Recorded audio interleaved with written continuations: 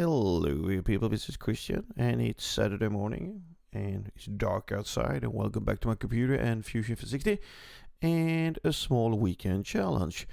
The challenge is with a stand below, not the sphere. You don't need to do a sphere, it's not really complicated to make a sphere. Anyway, this is a stand you see sometimes for sphere objects or other trophy things you want to put up. And the challenge is to make it in this direction you can see here.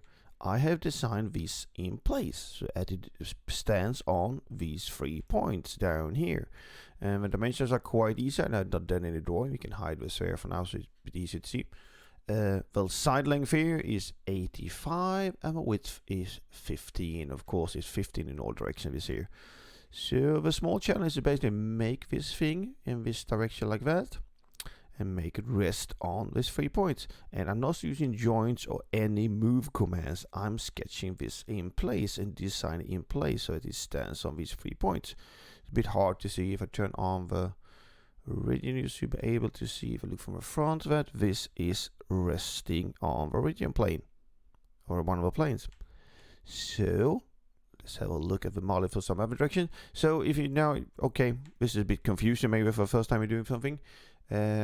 Create it stand like this first. It makes it a bit easier to see the geometry. This has the same properties.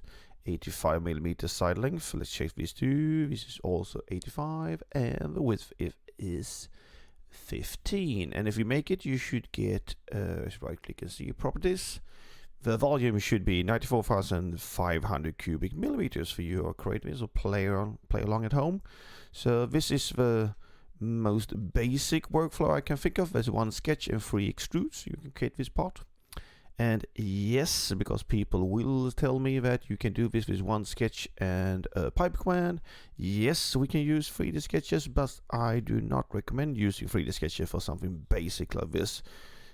There are some pitfalls with 3D sketching still, and there will always be, I would say, if you can do something on a flat surface like this, sketch this on a flat. This is a flat sketch, no 3D sketching and 3 extrudes. You get a very stable workflow and know what you're doing.